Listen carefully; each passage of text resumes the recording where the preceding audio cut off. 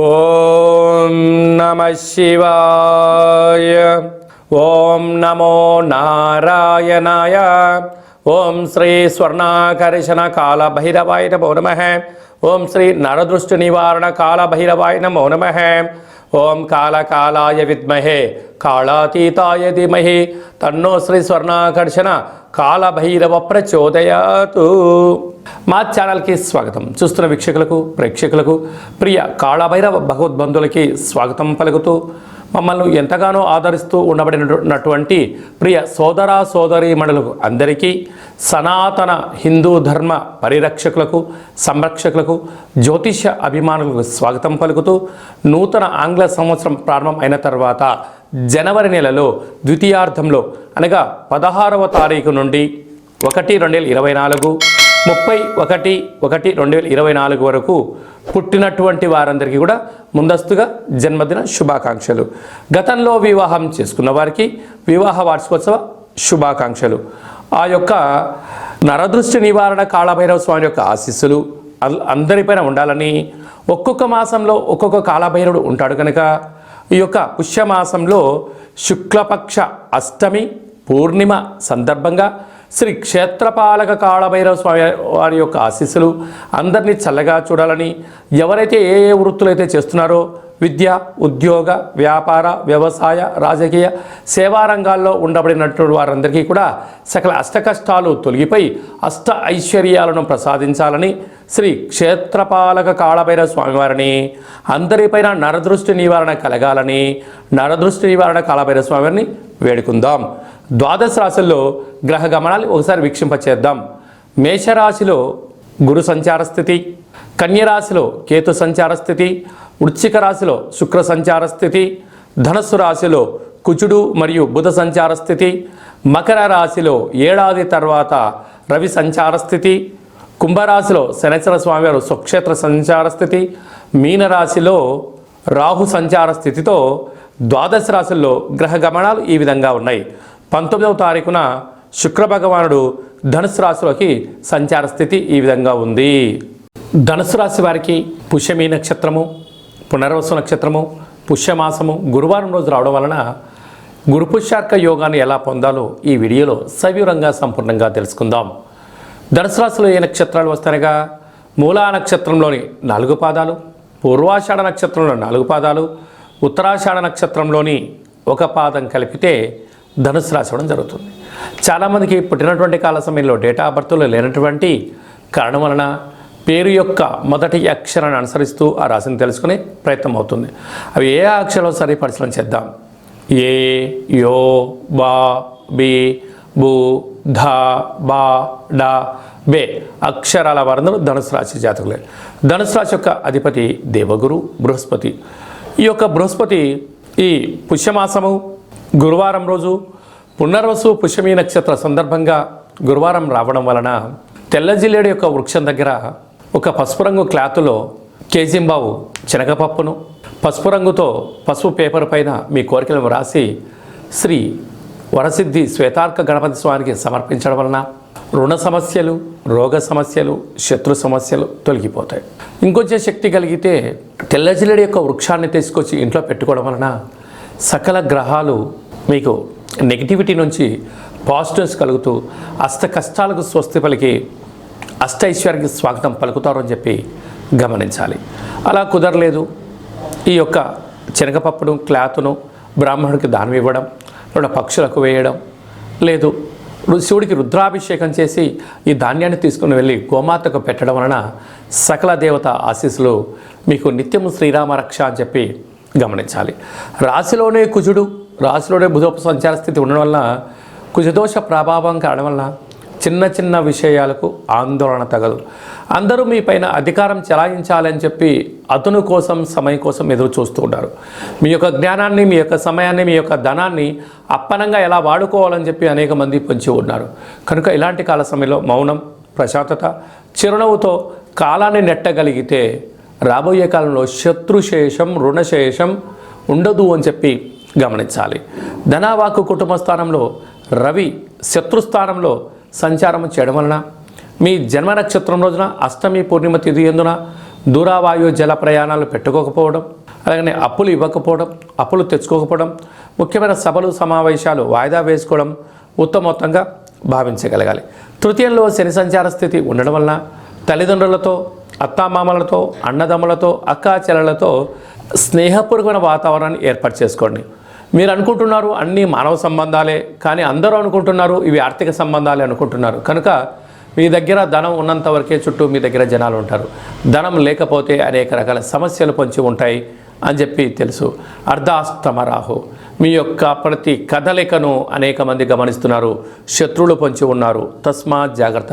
సంతాన స్థానంలో గురు సంచార స్థితి ఉండడం వల్ల మీ తల్లిదండ్రులకు మీకు కలిగిన సంతానమే స్వల్పమైన మాటల భేదాభిప్రాయం ఉండేటువంటి అవకాశాలు ఉన్నాయి.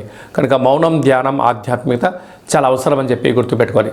సాఫ్ట్వేర్ రంగం వారు, హార్డ్వేర్ రంగం వారు, స్వయం వృత్తులు, జర్నలిస్టులు, యూట్యూబ్, వాట్సాప్, ఫేస్బుక్లు నడిపించేటువంటి వారందరూ లైక్ క్రియేటివ్ రంగాల వారికి చాలా మంచి కాలం ఉందని చెప్పి గమనించాలి. 2024వ సంవత్సరంలో జనవరి నెలలో ద్వితీయార్థం అనగా 16వ తారీఖు నుండి 31వ తారీఖు వరకు ముఖ్యమైనటువంటి పండుగల గురించి క్లుప్తంగా, సవివరంగా, సంపూర్ణంగా తెలుసుకుందాం.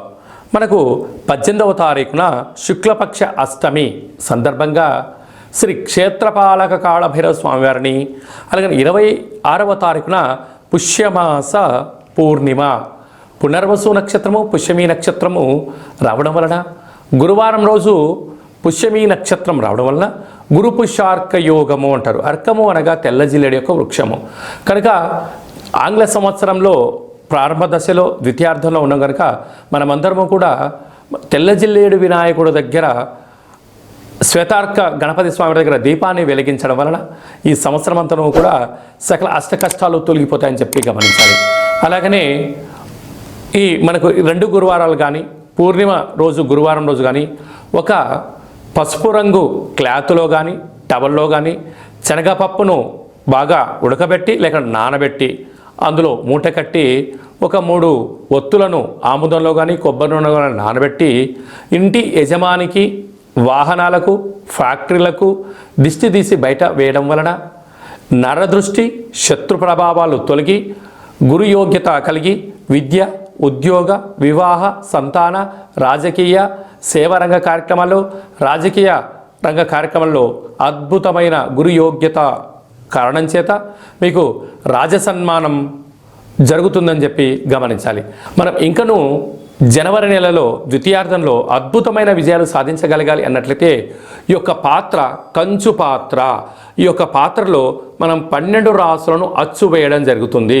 ఈ యొక్క పాత్రను మనం రోజు ఇంట్లో ఉదయం పూజ చేసిన తర్వాత లేకపోతే సాయంత్రం పూట దీపం, అగరబత్తులు వెలిగించిన తర్వాత ఈ పాత్రను ఇలా ఎడమ చేతిలో పట్టుకొని కుడి చేతిలో ఈ యొక్క కర్ర సహాయం తీసుకొని మనసులో మీరు 3 సార్లు ఓం కాలభైరవాయ నమః, లేకపోతే ఓం నరదృష్టి నివారణ కాలభైరవాయ నమః అనగా నరుడి యొక్క దృష్టికి నల్లటి నాపర ఎలా బద్దలైపోతుంటుందో దృష్టి దోషం కారణం చేత విద్యార్థులు చదువులో రాణించలేకపోవడం, అనారోగ్యం దరిచేయడం, నిద్రలేని రాత్రులు గడపడం, ఉద్యోగంలో సక్సెస్ లేకపోవడం, వ్యాపారాల్లో జన ఆకర్షణ లేకపోవడం, సంపాదించిన ధనము నిల్వ ఉండకపోవడం, పోలీస్ స్టేషన్లు, కోర్టు, గొడవలు, అనేక రకాల సతమతయ్యే పరిస్థితి ఉంటుంది.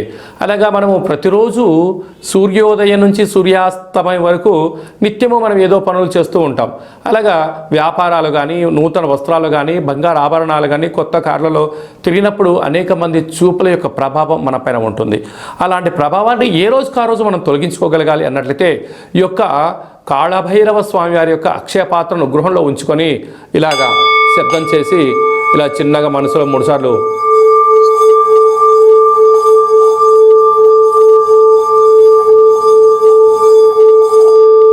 అలాగా ఓం నరదృష్టి నివారణ కాళభైరవాయ నమః అనేటువంటి మంత్రాన్ని 12 సార్లు ఉచ్చరింపజేయడం వల్ల ఈ యొక్క శబ్ద తరంగాల వలన మానవుని శరీరంలో ఉండబడినటువంటి మూలాధార, స్వధిష్టాన, మణిపూర్వక, విశుద్ధ, అనాహత, ఆజ్ఞ చక్రాలు వికసింపచేసి దురదృష్టము దూరమైపోయి అదృష్టం మనకు కలుగుతుంది.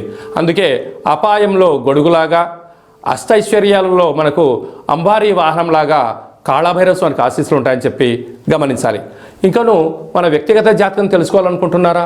మీ యొక్క పేరు, పుట్టినటువంటి తేదీ, నెల, సంవత్సరం, సమయం రాసి మీరు వాట్సాప్లో పంపించగలిగినట్లయితే 100 సంవత్సరాల జాతకాన్ని రాసి పంపించి మీరు పుట్టినప్పుడు గ్రహ గమనాలు ఎలా ఉన్నాయి, ప్రస్తుతం ఎలా ఉండబోతున్నాయి, రాబోయే కాలంలో ఎలా ఉండబోతున్నాయో మీకు సవివరంగా సంపూర్ణంగా తెలియజేయడం జరుగుతుంది.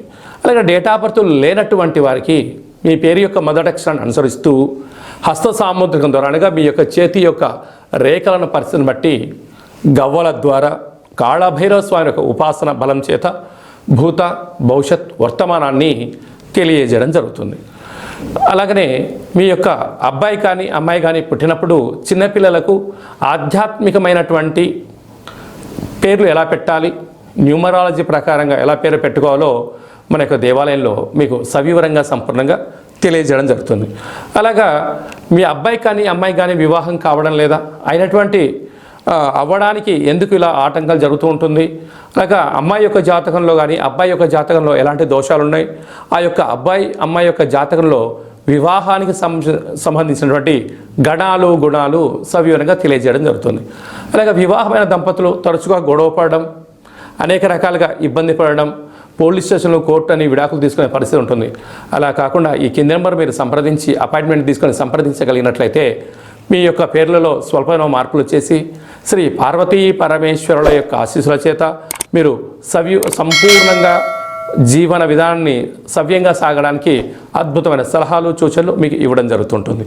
అలాగనే చాలామందికి కాళభైరవ మంత్ర ఉపదేశం ఎలా చేయాలి, కాళభైరవ నామ జపాన్ని ఎలా చేయాలి, కలియుగ కాలంలో కాలాన్ని శాసింపజేసే శక్తి మనకి ఎలా ఉండగలగాలి, యంత్ర మంత్ర తంత్ర తాంత్రిక సాధన ఎలా చేయాలో మన యొక్క దేవాలయంలో చేయడం జరుగుతుంది. మన యొక్క దేవాలయంలో ప్రతి నెలలో 4 మంగళవారాలు, 4 శనివారాలు, శుద్ధాష్టమి, పూర్ణిమ, బహుళాష్టమి, అమావాస్య తిథుల యందున కూష్మాండ దీపాన్ని వెలిగింపచేయడం, కాళభైరవ స్వామికి విశేష అభిషేక కార్యక్రమాలు చేయడం, ఒక్కొక్క నెలలో ఒక్కొక్క కాళభైరవ స్వామి వారు ఉంటారు కనుక ఆ కాళభైరవ స్వామి వారికి హోమ కార్యక్రమాన్ని చేయించడం, అలాగనే మనకు ఏలనాటి శని ఉన్నా, అష్టమ స్థాన శని ఉన్నా, అర్ధాష్టమ శని ఉన్నా, గ్రహ సంచార స్థితిలో శని సంచార స్థితి, సూక్ష్మ సంచార స్థితి, నవగ్రహాల్లో రవి, చంద్ర, కుజ, బుధ, గురు, శుక్ర, రాహుకేతు సంచార స్థితిలో ఉన్నప్పుడు మనం అనేక రకాలుగా స్వల్పమైనటువంటి ఇబ్బందులు పడుతూ ఉంటాం.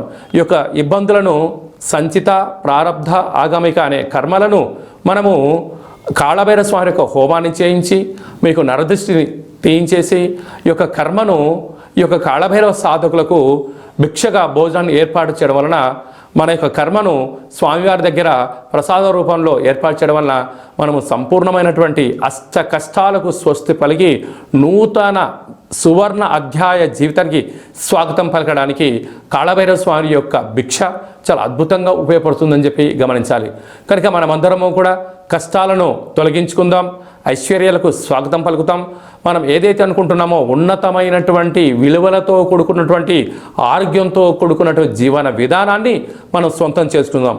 కనుక కాళభైరవ స్వామి యొక్క ప్రసాదాన్ని దానం చేద్దాం, కర్మను దానం చేద్దాం, అదృష్టాన్ని స్వీకరించాలని చెప్పి ఎవరికి ఎలాంటి అష్ట కష్టాలు లేకుండా అందరికీ అష్టైశ్వర్య ప్రాప్తిని కలిగించాలని కోరుకుందాం.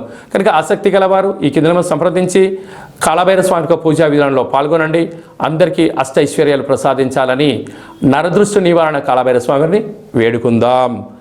అందరిపైన స్వామి యొక్క ఆశీస్సులు ఉండాలని, చల్లని చూపులు చూడాలని ఆశీర్వదించమని వేడుకుందాం. ఓం శతమానం భవతి శతాయు పురుష సతేంద్రియ ఆయుష్యేవేంద్రియే ప్రతిష్టతి ధనం ధాన్యం బహుపుత్రలాభం శత సంవత్సరం దీర్ఘమాయు సర్వే జనా సుఖినో భవంతు లోకా సమస్తా సుఖినో భవంతు. సర్వం శ్రీ నరదృష్టి నివారణ కాళభైరవ దేవతార్పణమస్తు. హరి ఓం. ఈ వీడియో మీకు నచ్చినట్టయితే లైక్ చేయండి, షేర్ చేయండి, మా ఛానల్ని సబ్స్క్రైబ్ చేసుకోండి. నేను చేస్తున్న వీడియోలో మీకు ముందస్తుగా నోటిఫికేషన్ రావాలి అన్నట్టయితే గంట సింబల్ ప్రెస్ చేయండి, ఆల్ అనే బటన్ తెలియచేయండి.